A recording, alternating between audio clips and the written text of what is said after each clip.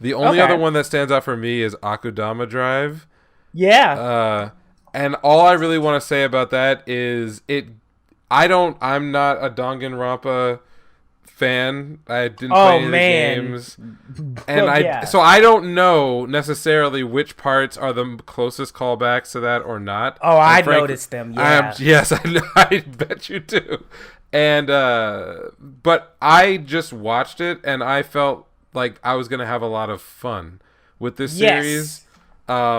And it gave me a lot of good callbacks to other shows that were like gems from previous seasons that a lot of people didn't watch. And there's one that I'm trying to remember that's been like at the edge of my brain. But there was maybe it was like a couple of years ago. It was like a death game where it was in a city. They had different killers that were nominated. And they were given Zodiac names. Oh, I know what you're talking about. I love the music from that one. Yeah, I'm blanking on the name of that. And I know, and the home. Oh well, let me not spoil that. In case. Yeah, I know who won. Yes. Yeah, who won? Yeah. Yeah, and how? Like it was a crazy show. Juni Taisen. There we go. Right. Yeah, I love that one. This gave me a little bit of that feeling because of both like the brutality of the way like some people are getting murdered, the fact that you have like unnamed some characters who just go by like call signs. I also didn't mind that the audience insert girl was actually kind of funny. Like, yes, like she had hijinks, but it wasn't like it was already such an absurd universe that they lived in that I didn't mind like that she wasn't Spider-Man motorcycle. Spider-Man motorcycle with like a laser gun on the front or a rail gun or whatever. Yeah, that was a rail gun, man. Oh goodness, yeah. Like so, like there was a lot of like fun, silly shit, but then even the things that needed to be like well animated were actually pretty well animated,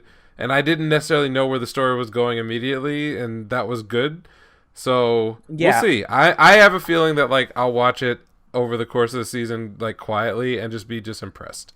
It was a lot of fun. I enjoyed the character introductions. Like Homegirl, I actually was like, ooh, when the doctor girl got introduced and she just like slaughtered everyone on that fucking train. Yes, yeah. Bro, I was like, when she threw that knife at that dude's head, I was like, oh, so she doesn't give a fuck about this. All right. Yes, and then the camera panned out and everyone else was dead too. I was like, what the fuck is going on? Yeah, there's a lot of like cool little things in there. Yeah, the group dynamic. As far as like the Danganronpa stuff, like the focus on the eyes, especially like the main girl, like her eyes are like classic Danganronpa, like extreme anxiety. What the fuck is happening?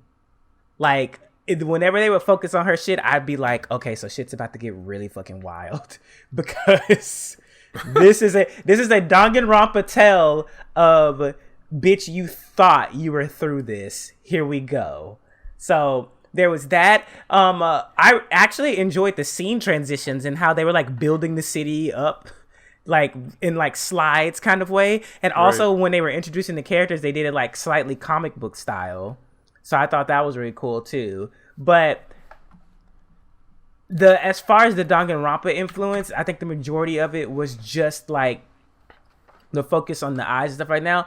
Because we haven't gotten to the story, because that's where Danganronpa fucking shines. Sure, like, and I assume that like now that we have all the players involved in this talking cat, that like we'll now get like the whatever. What was the name of that bear from Danganronpa? Monokuma, man. Right, we'll get like the Monokuma stand-in, and they'll tell us what the fuck is going on. Yeah, because even like the dude they were rescuing had no idea what was up. So we'll I think like the real show starts on the second episode 2.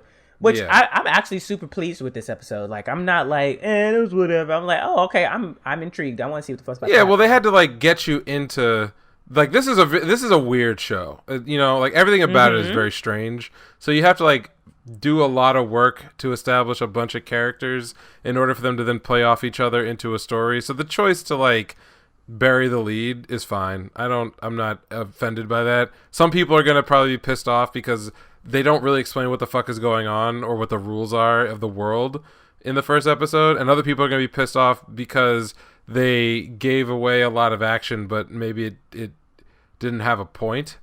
But I'm not one of those people, so it's fine. Yeah.